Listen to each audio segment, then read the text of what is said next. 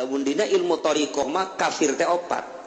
Kufru zohir, aya kufru nafsi, aya kufrul qalbi, aya kufrul hakikat. Lamun kufru zohir mah gampang, jelema nyembah lain ka Allah kufur zohir.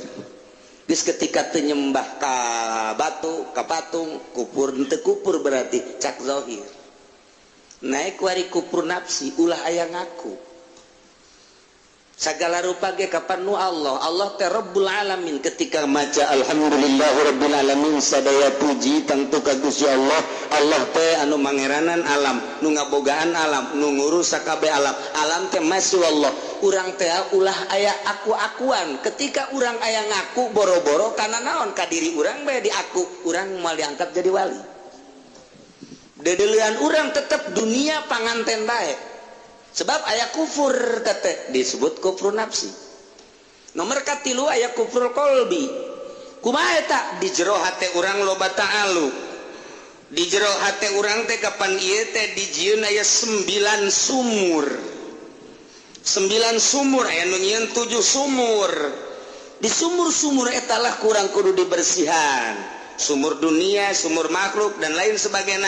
Tak ulah ngarentet di jero ketika aya sesuatuan di jerona termasuk kufur cek ahli thariqah kufur qalbi. Urang salat mah salat tapi inget ka warung kufur cek ahli thariqat sehingga deh ulah salah engke sia ceramah kufur deh atuh bang di talian sia. Cerita thariqat ieu cerita thariqat tadu takbirat thariqat teh lain zikirna kos kituna.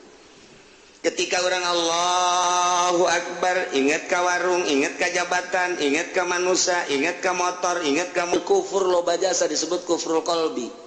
Iyalah anu bakal ditata ku ahli thariqah mah tah zikirna, tah tafkurna, tah muraqabahna. Ya.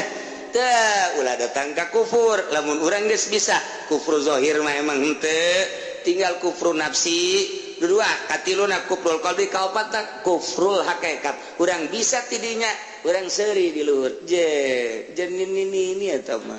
Mana tuh bareng di luhur ini beneran.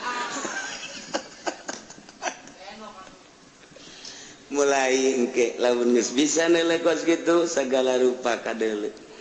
Sagala rupa katembong jelas tajali di dieuna ge tajali teh ebre waqa'a ihat tajalli jelas. Jadi jelas geus jelas. Mulai urang lamun engke ka hiji lembur ka ambe ku urang aya walian ya di dieu mun aya solihinan aya solihin coba tangan aja solihin di mana ge.